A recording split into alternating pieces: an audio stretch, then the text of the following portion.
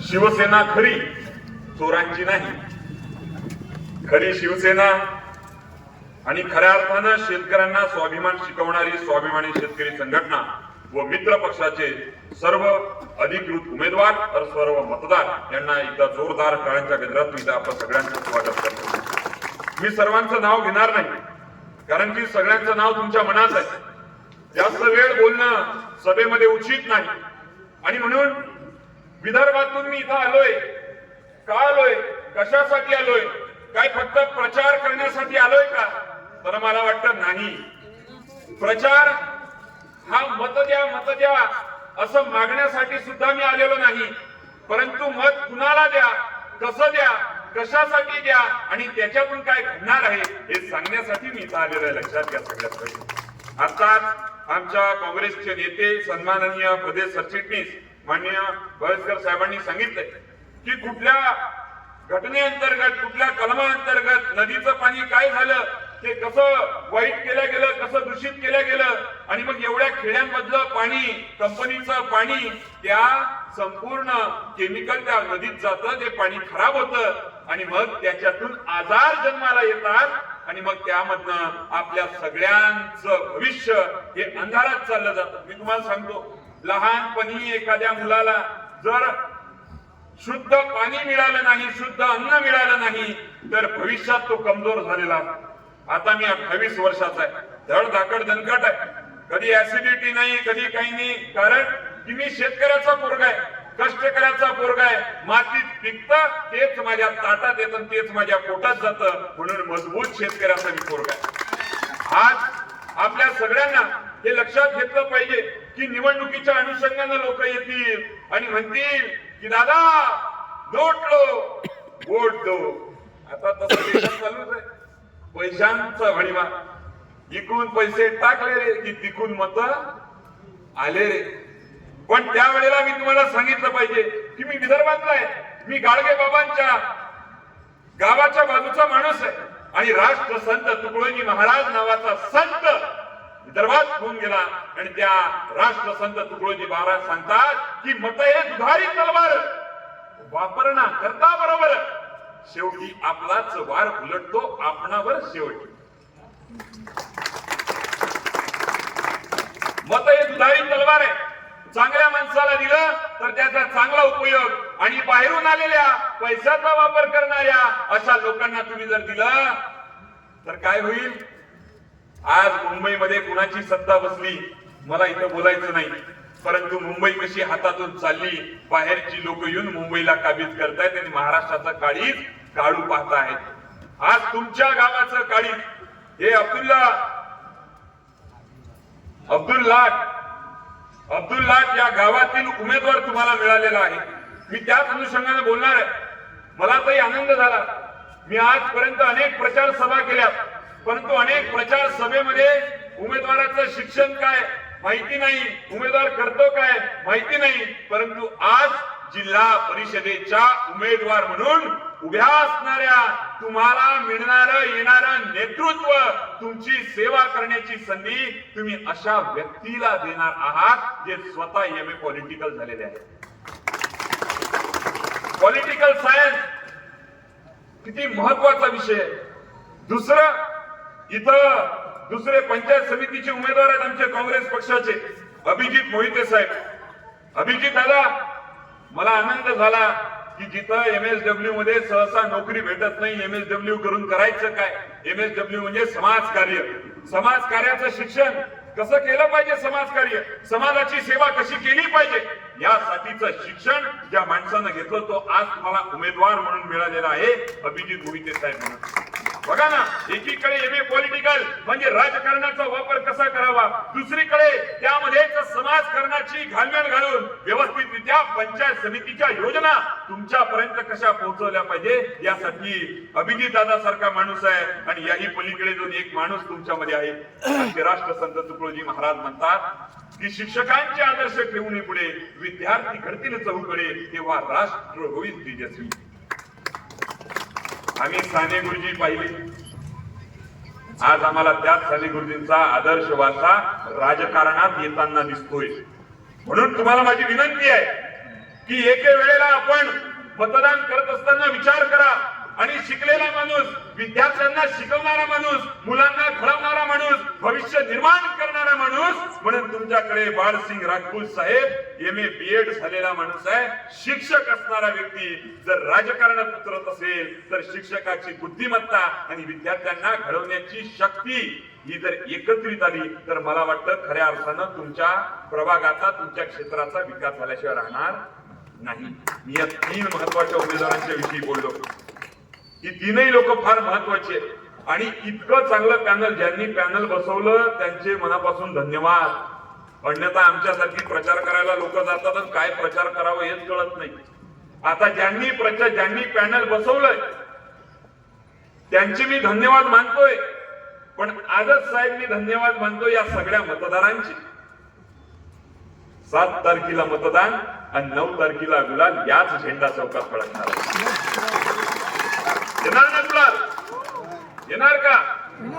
पण तुम्हाला भीती दाखवल्या जाईल, पैशाची भीती दाखवल्या जाईल, पदांची भीती दाखवल्या जाईल, पक्षांची भीती दाखवल्या जाईल, गुंडागिरीची. पण घाबरायचं नाही. एकीकडे समाजसेवक, दुसरीकडे MA पॉलिटिकल आणि तिसरीकडे शिक्षक, एक असा संगम तुम्ही घडून आणलेला आहे. इथं तुम्हाला घाबरण्याची गरज नाही आणि बिलकुल आपण घाबरायचं नाही, कारण आम्ही छत्रपती शिवाजी महाराजांचे मावळे आहोत. आम्ही कुणालाही कधीच घाबरत नाही.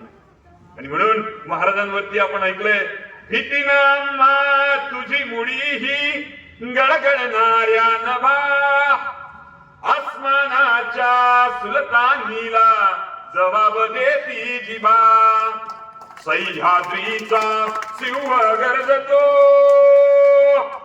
सह्याद्रीचा सिंह गरजतो, शिवशंभू राजा दरी दरीतून नाद गुंजतो, महाराष्ट्र माझा. आणि तोच महाराष्ट्र गरजला पाहिजे, तोच महाराष्ट्र टिकला पाहिजे.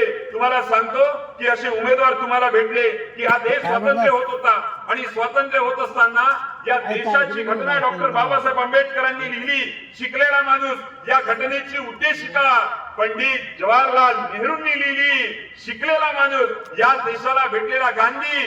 शिकलेला माणूस डॉक्टर पंजाबराव उपाध्ये भाऊसाहेब देशमुख, स्वतंत्र भारताचे पहिले कृषी मंत्री. शिकलेला माणूस आणि शिकलेली लोक तुम्हाला उमेदवार म्हणून मिळाली. मला वाटतं की जेव्हा देश स्वतंत्र होत होता तेव्हा गुलामी, दारिद्र्य, भुकमारी, आरोग्याच्या सुविधा नाही, शेती व्यवस्था नाही, हे सगळं नष्ट झालेलं असताना काँग्रेसनी या देशाला उभं केलं. तेव्हा फक्त काँग्रेस पक्षांनी उभं नाही केलं, तर काँग्रेस पक्षामध्ये असणाऱ्या शिकलेल्या लोकांनी या देशाला उभं केलं. हे मला सर्वप्रथम इथं सांगायचं आहे. आणि म्हणून आपण सर्वांनी या निवडणुकीमध्ये मतदान करत असताना क्रमांक 1, आपण सगळे लोक शेतकरी आहोत आणि शेतकऱ्याची परिस्थिती इतकी वाईट आहे. मी स्वतः शेतकरी आहे, मी विदर्भातला आहे आणि विदर्भातल्या शेतीचा तुम्हा सगळ्यांना जवळपास अभ्यास असेल. आशिया खंडात सगळ्यात जास्त आत्महत्या माझ्या विदर्भात होतात. मी त्या विदर्भातला पोरगा आहे. तिथं आमच्याजवळ तुमच्यासारखं नेतृत्व नाहीये. राजू शेट्टी साहेब हा माणूस बंडीवरती उभा झाला तर लाख लोक जमा करण्याची ताकद ठेवतो. दुसरे सतेज, सातत्य, संयम आणि समर्पण याची संपूर्ण साखळी मांडणारा सतेज उर्फ बंटी पाटील साहेबांसारखा मोठा नेता तुमच्या सोबत आहे. अनेक लोक आहेत, अनेक मोठी मंडळी आहेत आणि या सगळ्या मंडळीला तुम्हाला नेतृत्व लाभलं. आमच्या विदर्भाला तसं नेतृत्व लाभलेलं नाही. आता आम्हाला प्रदेशाध्यक्ष म्हणून सन्माननीय बंटी पाटील साहेब, बंटी सपकाळ साहेब भेटले. हर्षवर्धन सपकाळ साहेब, विचारांचा माणूस, न चुकणारा न वाकणारा, महाराष्ट्राचा आवाज बुलंद ठेवणारा माणूस आम्हाला भेटला.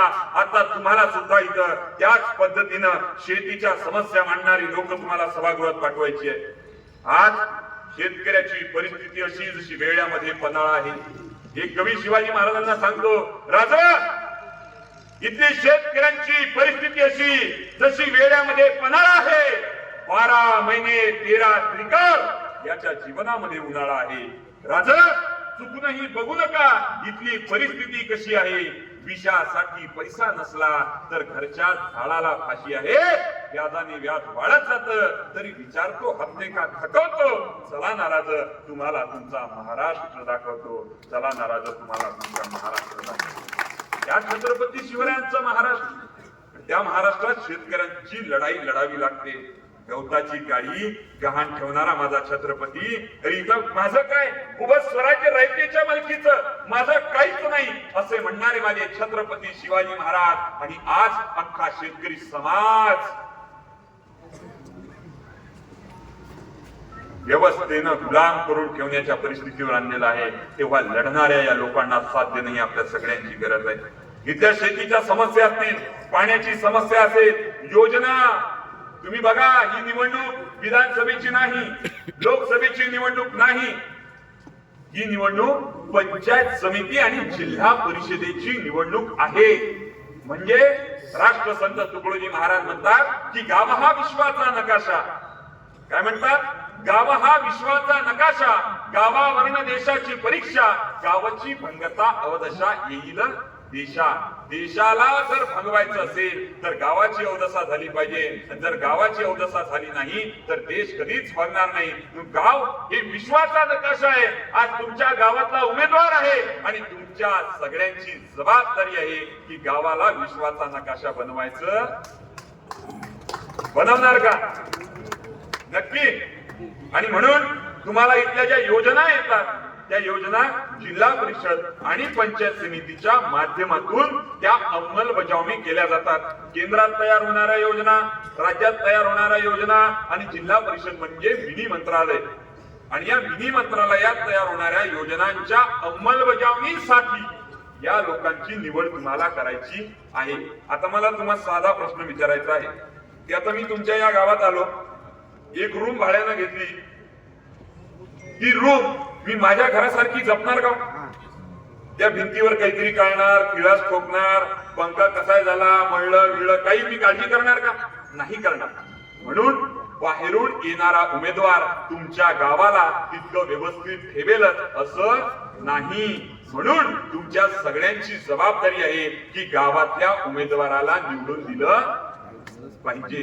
आणि स्त्री आहे, महिला आहे, एका महिलेला तुम्ही निवडून देताय. स्वराज्याची उभारणी राष्ट्रमाता राजमाता जिजाऊ मासाहेब एक महिलाच होती. शिक्षणाची क्रांती सावित्रीबाई फुले एक महिलाच होती. ताराराणी, येसूराणी, किती नावं घ्यायचे, फातिमाबी शेख, कितीही नाव घेतले तरी कमी पडतील. आणि मी तुम्हाला सांगतो, ज्या घरात स्त्री नाही, ज्या घरात आई नाही, ते घर घर राहत नाही. फक्त चार भिंती आणि एक छत राहतं, त्याला घर म्हटल्या जात नाही. आता तुमच्या गावाला मायेचा पदर भेटलेला आहे. मी नेहमी म्हणतो की पराक्रमाचं नेतृत्व जरी पुरुषांकडे असलं, नेहमी पाहिलं आपण, नेतृत्व कुणाकडे होतं पराक्रमाचं? घोड्यावर बसायचं, धार हातात घ्यायची, तलवार बाहेर काढायची आणि कोण दिसायचं? पुरुष दिसायचा. पण मी म्हणतो की पराक्रमाचं नेतृत्व जरी पुरुषांकडे असलं तरी मातृत्वाचा पराक्रम सदा महिलांकडेच अबाधित असतो. हेच नवीन याला जन्म देऊ शकतात. आणि आपल्याला या संदर्भानं एकत्रित येऊन या निवडणुकीला पुढे न्यायचं आहे आणि मतदान करायचं आहे. शेती, शाळा, आरोग्य, पाणी, स्वच्छता, चंचल भाई मिलकर करे सफाई, कूड़ा कचरा साफ करे, बड़े दिनों से रुका पड़ा है मिलकर सुंदर आज करे. 7 ला बटन, 9 ला तयारी, गुलालाची, 9 चा गुलाल झाला की 10 ला गुलाल साफ आणि गाव पण स्वच्छ करण्याची जबाबदारी ही आपल्या सगळ्यांची आहे. एवढेच, मी जास्त वेळ बोलत नाही, सगळ्या लोकांना बोलायचं आहे. ते तुम्ही, मी जे काही बोललो ते तुम्ही लक्षात घ्यावं, आठवणीत ठेवावं आणि इम्प्लिमेंट करून 7 तारखेला 2 ऑटो, 1 पंजा दाबणार ना? 2 ऑटो आणि 1 पंजा हे तुम्हाला रोजच दिसते. ऑटो दिसते ना रोज, आणि पंजा स्वतःजवळच आहे, रोजच पाहता येते. तर दोन्हीही दिसणाऱ्या गोष्टी आहेत. पंचायत समितीचे उमेदवार, मी पुन्हा उमेदवारांची घोषणा करतो, त्यांनी कृपया आपापल्या ठिकाणी उभं राहावं. जिल्हा परिषदेच्या अधिकृत उमेदवार सन्माननीय स्वातीताई श्रीकांत मधाळे, अनुसूचित जातीतून 3 नंबरचं बटन आहे. किती नंबरचं? यांच्या मशीनवरचं पहिलं पांढऱ्या याच्यातलं 3 नंबरचं बटन दाबायचं स्वातीताईसाठी. यानंतर अभिजित किसन मोहिते, MSW रुग्णसेवक माणूस आहे, यांचं बटन क्रमांक 1 किती आहे? पहिल्या मशीनवरचं पांढरी पट्टी, त्याच्या खाली गुलाबी पट्टी येणार आहे, त्या गुलाबी पट्टीतलं 1 नंबरचं बटन दाबायचं आहे. किती? गुलाबी पट्टीतलं 1 नंबरचं बटन, म्हणजे यांचे गाल गुलाबी झाले पाहिजे बटन दाबा एवढे. ओके. यानंतर तिसरं शिक्षकांसाठी असणार म्हणून साहेब तुमचं बटन 2 नंबरचं. किती नंबरचं? 2 नंबरचं. 1 2 3. ओके. कार्यक्रम सन्माननीय बाळसिंग राजपूत साहेबांनाही या सर्व उमेदवारांना आपण चांगल्या मतांनी विजयी करावं एवढी विनंती मी आपल्या सर्वांसमोर करतो. आणि डॉक्टर बाबासाहेब आंबेडकर म्हणायचे की भीमा तुझ्या मताचे जर 5 लोक असते, तलवारीचे तयाच्या न्यारेच टोक असते, वाणीत भीम आहे करणीत भीम असता, वर्तन तुझ्या पिलांचे सारेच चोख असते, वर्तन तुझ्या पिलांचे सारेच चोख असते. धनशक्ती विरुद्ध जनशक्ती, आणि ही तुमची शक्ती आहे. पैसा जिंकला तर आपण सगळे पराभूत होते, हे पराभूत नाही होतील. म्हणून पैशाला जिंकवायचं की इमानीद्वारे काम करणाऱ्या लोकांना जिंकवायचं, हा विचार तुम्ही करावा. पैशावाले दिसणार नाही, हे तुम्हाला रोज दिसणारी लोक आहेत, एवढी अपेक्षा तुमच्या सगळ्यांकडनं व्यक्त करतो. 2 ऑटो 1 पंजा आणि बाकी सगळ्यांना बाजूला करा एवढी विनंती आपल्या समोर करतो. मला इथं बोलण्याची संधी दिली, शांतपणे तुम्ही मला ऐकून घेतलं, त्याबद्दल विदर्भाच्या वतीनं मी संपूर्ण कोल्हापूरकरांचे आणि या कोल्हापूर प्रांतातील शाहू राजांच्या भूमीतील सर्व लोकांचे मनापासून आभार व्यक्त करतो. जय हिंद, जय भारत, जय संविधान, छत्रपती शिवाजी महाराज की, डॉक्टर बाबासाहेब आंबेडकर की. धन्यवाद.